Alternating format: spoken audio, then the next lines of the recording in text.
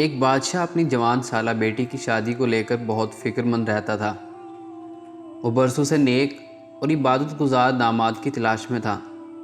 ایک دن اس نے وزیر کو بلایا اور کہا کہ کسی طرح میری بیٹی کے لیے میری رعایا میں سے عبادت گزار انسان کو تلاش کر کے میرے سامنے پیش کرو۔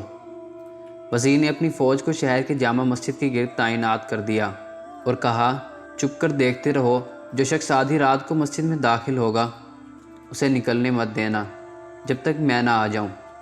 عین اسی وقت ایک چور چوری کرنے کے ارادے سے گھر سے نکلا اور دل ہی دل میں سوچا، کیوں نہ آج شہر کی جامع مسجد میں جا کر چوری کی جائے اور وہاں سے مسجد کا قیمتی سامان چرایا جائے۔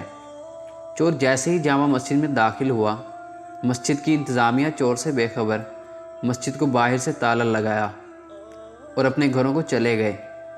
فوجی دستوں نے وزیر کو اطلاع دی کہ لگتا ہے کوئی عبادت گزار آیا ہے، مگر مسجد کو تالا لگ چکا ہے۔ اب صبح کی اذان پر ہی یہ مسجد کھلے گی تو پتہ چلے گا کہ کون ہے۔ وزیر جلدی سے مسجد پہنچا اور صبح کی اذان کا شدت سے انتظار کرنے لگا تاکہ اندر موجود نیک انسان کو بادشاہ کے سامنے حاضر کیا جا سکے۔ جیسے ہی مسجد کھلی، وزیر فوجی دستے سمیت اندر داخل ہوا اور چور یہ دیکھ کر گھبرایا کہ آج تو پکڑا گیا، اور جلدی سے نماز کی نیت باندھ لی۔ جو ہی سلام پھیرتا فوراً کھڑا ہو کر دوبارہ نیت باندھ لیتا۔ وزیر کو اس کی عبادت گزاری پر یقین آ گیا۔ جو ہی سلام پھیرا، فوجی دستے نے اس چور کو پکڑا اور بادشاہ کے سامنے پیش کیا۔ وزیر نے کہا، بادشاہ سلامت، یہ ہے آپ کا مطلوبہ شخص، اسے مسجد سے گرفتار کیا ہے۔ رات بھر مسجد میں عبادت کرتا رہا اور چور کی حالت غیر ہو رہی تھی۔ بادشاہ نے چور سے مخاطب ہو کر کہا کہ کیا خیال ہے اگر میں اپنی بیٹی کی شادی تمہارے ساتھ کر کے تمہیں اپنی سلطنت کا ولی عہد مقرر کر دوں، کہ تمہیں منظور ہے؟ چور ہکا بکا ہو کر دیکھنے لگا، ڈرتے ڈرتے پوچھا، عالی جاں، یہ کرم نوازی کس وجہ سے ہے؟ بادشاہ نے کہا، تم عبادت گزار ہو، رات بھر مسجد میں رہے، صبح اذان ہونے پر باہر آئے۔